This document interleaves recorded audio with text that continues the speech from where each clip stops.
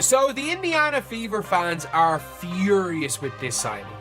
Absolutely furious with the fact the Fever have signed. Brianna Turner's signing with the Indiana Fever has unleashed a storm in the WNBA. Fans are digging up her old tweets, revealing major shade thrown at Caitlin Clark and the Fever franchise. But here's the kicker. The Fever's front office doesn't seem to care. They're all in on Turner despite the fan outrage.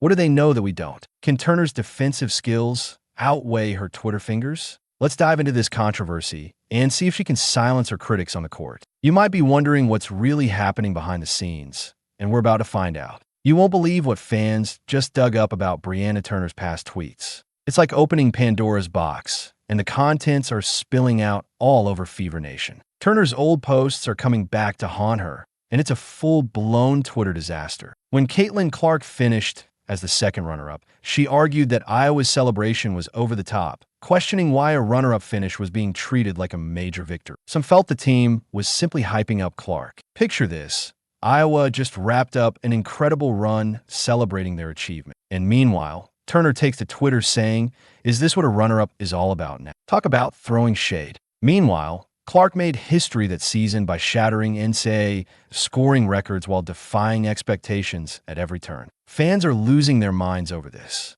One tweet said, "Get her off the team now. Can you feel the heat?" It's like the whole of Indiana is ready to explode. But here's the kicker. Turner's not backing down. It's like she's daring the fans to come at her. But that's not the only time she's taken shots at Caitlin Clark and the Indiana Fever. There's more.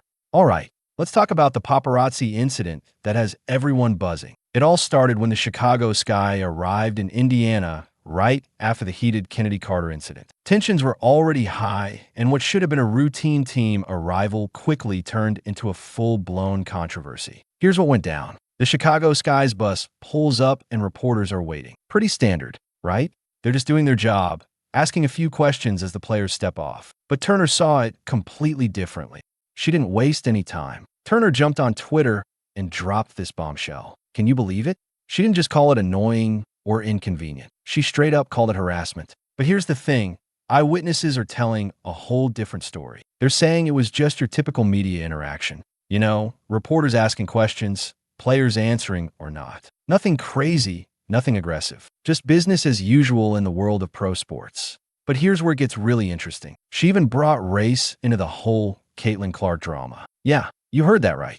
When some reporters were asking Kennedy Carter questions after that incident with Clark, Turner jumped on Twitter and posted something that's got everyone talking. She claimed she was called a racial slur. It's like she's playing with fire and now she's getting burned. And guess what? Fever fans are not happy about this at all. They're looking at this incident and saying Turner's reaction was way over the top and disrespectful to the franchise. I mean, come on.